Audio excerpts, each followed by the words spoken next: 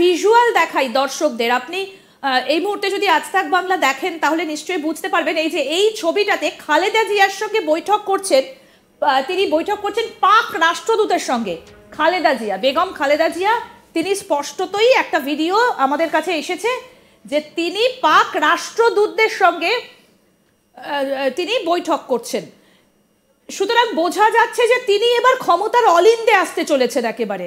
এবং আরো একটা ভিজুয়াল আছে আমাদের কাছে যে তিনি একটি সেনানিবাসের ভেতরে একটা অনুষ্ঠানে অংশ নিয়েছেন, একটা সেনানিবাসের অনুষ্ঠানে তিনি অংশ নিয়েছেন, সেনাকুঞ্জ। তাহলে সেনাকুঞ্জে খালেদা জিয়ার যাওয়া এগুলো কি প্রমাণ করে স্যার যে ভুলে গেছেন সমস্ত কিছু এবং তার পাশে দাঁড়িয়ে রয়েছেন মোহাম্মদ ইউনূস? কিন্তু ব্যাপারটা হচ্ছে আমাদের বুঝতে হবে এবং জানতে হবে যে খালেদা জিয়া কিন্তু কোনোদিনই প্রো ইন্ডিয়ান ছিলেন না। তিনি এবং আজকে বঙ্গবন্ধু শেখ মুজিবুরকে যারা মারার পেছনে যারা প্ল্যান করেছে কিংবা এক্সিকিউট করেছে, সেখানে কিন্তু ছিলেন খালেদা জিয়ার হাজব্যান্ড জিয়াউর রহমান। ঠিক ঠিক। সুতরাং সেই জায়গায় খালেদা কট্টর জামাতপন্থী এবং খালেদার আমলেই জামাতরা ক্যাবিনেটে ঢুকলো মিনিস্টার হিসাবে এবং মানে ফুল তাদের আমি তো বলি যে আড়াইটে মিনিস্ট্রি ওদের দেওয়া হয়েছিল। এবং ওনার ডান হাত ছিলেন খালেদ আপেল। না, আমি ওনার ডান হাতকে ও যেটা আমাদের তুমি খালেদা জিয়ার ব্যাপারে বললে, আমি না জিয়াউর রহমান তো ওকে তো মানে ও তো আগরতলায় বিয়ে করেছে। আমরা এখানে আমরা পশ্চিমবঙ্গের যে বর্ডার সেই জায়গাটায় ছিলাম, ওদের সঙ্গে আমাদের একটা হয়েছিল যে ওদের সাহায্য করাটা, যেটা ইন্দিরা গান্ধী চেয়েছিলেন। আমরা মাত্র 5 বছর তখন আমাদের বয়স, যখন আমরা এই যুদ্ধে নেমেছিলাম। এটা বোধহয় পৃথিবীর ইতিহাসে কোথাও নেই যে একটা ফোর্স তাটা যুদ্ধে নামলো, তাদের যারা ট্রেনিং নেওয়া হয়েছে অফিসার এবং যারা পুলিশই ছিল। It was a very daunting and difficult task. কারণ আমরা কোনদিন আশা করিনি যে এইভাবে হঠাৎ করে যুদ্ধে আমাদের নামতে হবে। এই জন্যে যে এই বিয়ের পথে আমি বলবো যে ব্যক্তিগতভাবে এটা একটা দুর্লভ অভিজ্ঞতা যে মানুষ কতটা হিংস্র কিংবা পশু হতে পারে। আমি পশুদের কাছে মাপ চেয়ে নিচ্ছি যে মানুষ কত হিংস্র হতে পারে। বাংলাদেশের স্বাধীনতার সময় যখন আমরা দেখেছি যে কিভাবে নারকীয়ভাবে ওখানকার স্থানীয় লোকদের মারা হয়েছে এবং যেসব চিন্তাশীল লোকেরা ছিলেন, ইন্টেলেকচুয়াল ছিলেন, শিল্পী ছিলেন, তাদের প্রত্যেককে এই যে রাজাকর যারা আজকে জামাতের ইয়েতে থাকেন, জামাতের নামে তাদের ইয়েতে পড়ে তাই লক্ষ লক্ষ মানুষকে হত্যা করা হয়েছে। যার জন্য শেখ হাসিনা বহুবার বলেছেন যে ইউএনের দায়িত্ব এটা যে আমাদের যেন এই হত্যাকাণ্ডকে জেনোসাইড বলা হয়, কিন্তু সেটা এখনো পর্যন্ত হয়নি। রাদার কালকেও বোধহয় ওনার কি পরশুদিন একটা অনুষ্ঠান ছিল যেটা উনি ভিডিও কনফারেন্সে বলেছেন যে বর্তমান যিনি কেয়ারটেকার গভর্নমেন্টের সর্বোচ্চ পদে রয়েছেন তিনি এই জেনোসাইড করিয়েছিলেন। যাই হোক, সেটা এখনো ইতিহাস বলবে।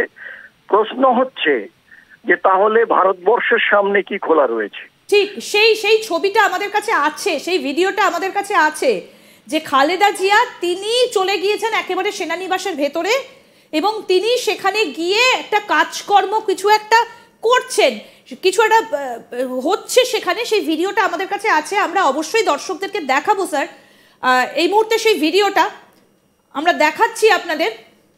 এই যে সেনাকুঞ্জ থেকে সম্প্রচার এবং সেখানে বসে রয়েছেন খালেদা জিয়া। এই যে এই মুহূর্তে সেই ভিডিওটা দেখাচ্ছি স্যার। আপনি যদি এই মুহূর্তে আজ তাক বাংলা দেখতে পান এবং যদি দেখে থাকেন তাহলে আমরা এই মুহূর্তে দেখাচ্ছি। এই যে সশস্ত্র বাহিনী দিবস 2024 এবং সেখানে খালেদা জিয়া তিনি গেছেন এবং অংশ নিয়েছেন। স্যার, আপনার কি মনে হয় যে খালেদা জিয়াই কি তাহলে পরবর্তী প্রধানমন্ত্রীত্বের দৌড়ে এগিয়ে যাচ্ছেন এই ডামাডোলের পরিস্থিতিকে কাজে লাগিয়ে? Anything can happen in Bangladesh now. তবে খালেদা জিয়া কিন্তু শারীরিকভাবে খুব সুস্থ নন এবং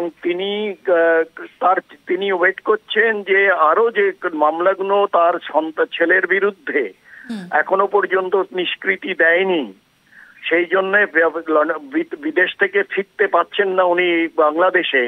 তারিক ওনার ছেলে, যে আগে মানে একেবারে ওই আমলে, খালেদা জিয়ার আমলে, মানে হি ওয়াজ দ্য লাস্ট ওয়ার্ড, ওর কথাই হতো শেষ। সুতরাং আর যেটা দেখা যাচ্ছে, তাহলে বুঝতে হবে কি যে আমরা এত কিছু করেও একটা বিশাল অংশ বাংলাদেশের যারা নাগরিক, সেখানকার লোকেদের, আমি হিন্দুদের কথা বলছি না, যারা মেজরিটি, তাদের কাছে কিন্তু আমরা যে ভারত মানে ইন্ডিয়া তাদেরকে কিন্তু ইয়ে করতে পারেননি, মোটিভেট করতে পারি, কিংবা আমাদের উপরে যে প্রথম যে স্বাধীনতার পরে যে ভাবটা ছিল যে আমরা গেছি মাথার উপরে ফুল দিয়ে ইয়ে করেছে, তারাই আজকে ভারতবর্ষকে মানে ভারত বিরোধী এই ধরনের আলোচনা অ্যাকশন করছেন। আমাদের ওখানকার যারা মাইনরিটি হিন্দু তাদের উপরে টর্চার করছেন। সুতরাং উনি গেছেন, উনি একটা অনুষ্ঠানে তাকে ডাকা হয়েছে, তিনি প্রাক্তন প্রধানমন্ত্রী ওখানকার, এতে কিছু করেন। কিন্তু যেটা হলো যে আজকে ওই যে পরশুদিন বোধহয় আওয়ামী লীগের কিন্তু কাউকে দেখা যায়নি। আওয়ামী লীগ তো নিষিদ্ধ নয় বাংলাদেশে এখনো, ছাত্রলীগকে নিষিদ্ধ করা হয়েছে। একদম আওয়ামী লীগ এখন যদি তারা মানে অর্গানাইজড না হয়ে বেরোতে থাকেন কিংবা কোনো আমন্ত্রণ, তাহলে তার জীবনের উপরে একটা শঙ্কা আছে। সুতরাং সেই জায়গায় যদি না বেরিয়ে থাকেন, প্রথম কথা আমন্ত্রণ অন্তত জানায়নি, কারণ আওয়ামী লীগের বিরুদ্ধে এখন যে কণ্ঠস্বর শোনা যাচ্ছে, আওয়ামী লীগের বিরুদ্ধে, আওয়ামী লীগের যদি পক্ষে থাকতেন তাহলে শেখ হাসিনাকে দেশ ছাড়তে হতো না। সেই জায়গাটায় সেটা হচ্ছে যে উনি গেছেন, নিশ্চয়ই আমন্ত্রণ করেছে কিংবা তিনি গেছেন, যেটা আমরা জানি না। আর এটা খুব ইনকনসিকুয়েন্সিয়াল যে তিনি একটা আর্মি অনুষ্ঠানে গেছেন। প্রশ্ন হচ্ছে, আরেকটা ছবি দেখাই তাহলে, শুধুমাত্র যে তিনি আর্মি অনুষ্ঠানে গেছেন এমনটা নয়, দেখুন পাশাপাশি কে বসে আছেন, একদিকে খালেদা জিয়া, অন্যদিকে মোহাম্মদ ইউনূস, তিনি বসে রয়েছেন। সেই ছবিটাও আমরা সরাসরি এই মুহূর্তে দেখাচ্ছি। এবং অত্যন্ত গুরুত্বপূর্ণ একটা কথা এবং আশ্চর্যজনক বিষয় যে বোঝা যাচ্ছে না কে রাষ্ট্রপ্রধান। তাহলে কি এটা একেবারে প্রতীক্ষিত, মানে এটা কি একেবারে একটা বোঝাই যাচ্ছে যে এটা শুধু সময়ের অপেক্ষা, খালেদা জিয়াকে যেভাবে ঘিরে রয়েছে একাধিক ব্যক্তি এবং একা বসে আছেন ইউনূস, যে ইউনূসকে যে কোনো সময় তাকে সরিয়ে দিয়ে সেই জায়গাটাতে খালেদা জিয়া চলে আসতে পারেন, বা তারেক তিনি দেশে ফিরে আসলে তাকেও ওই জায়গাটা দেওয়া হয়ে থাকতে পারে। এটা একটু করে সময়ের অপেক্ষা। স্যার, আরেকটা বিষয় আপনি যেটা বললেন যে খালেদা জিয়া তিনি শারীরিকভাবে অত্যন্ত অসুস্থ, কিন্তু তিনি অসুস্থ হয়েও ভারতের বিরুদ্ধে বিদ্বেষমূলক কাজকর্ম চালিয়ে যাচ্ছেন। শুধুমাত্র যে পাকিস্তান সেটা নয়, দেখুন চীনের সঙ্গেও কিন্তু ভারতের বিরুদ্ধে একেবারে ঘোট পাকাচ্ছেন।